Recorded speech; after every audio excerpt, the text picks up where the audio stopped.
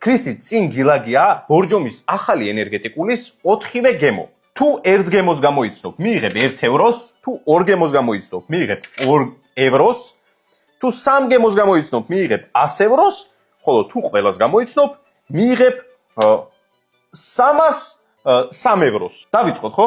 აი პირველი გემო მაგალითად ეს. მოდი, გასაგები რომ იყოს უფრო შენთვის გეტყვი, სულ რა გემოებია ქრისტი. არის ციტრუსის მიქსი, არის apple feijoa, არის ორიგინალი და არის ჩერი. თან გემოზეც შეგვიფასე როგორია, კარგია თუ ცუდია. ვაიმე?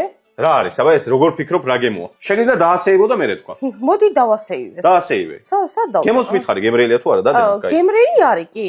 ანუ რისი გემო? ენერგეტიკულის გემო აქვს? მე გასინჯული არ ვარ. ენერგეტიკულის გემო არა. ეს არის ჩერი. მეორე, აბა ვნახოთ ეს რა არის.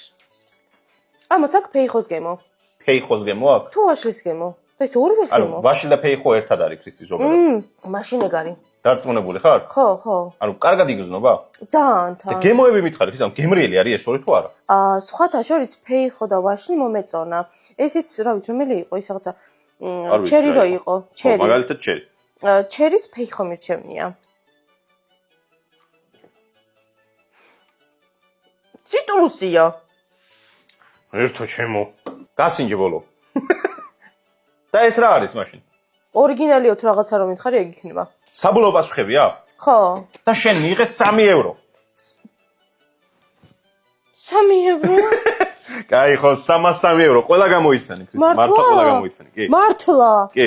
ნუ ეხა მე რო გემოვნებაში. კაი, რეალურად მოგეწონა თუ არა გემოები? კი, მომეწონა. ანუ აი, კაი, პირობითად შევა Red Bull-ს უფრო დალევდი თუ ბორჯომს. სიმართლე რო ვთქვა. როგორც ენერგეტიკულს Red Bull-ს, როგორც ენერგეტიკულს აღიქვენ, მაგრამ აბა ეს რა არის მაშინ? ეს ენერგეტიკულად არ არის რა, ანუ იმას სხვანაირი გემო აქვს. ჩემთვის არ არის ეს ენერგეტიკული. აი ესე ვიტყვი. ეხლა და ისა ამასაც გავსენჯო. აი მართლა ლიმონათის გემო ყველას.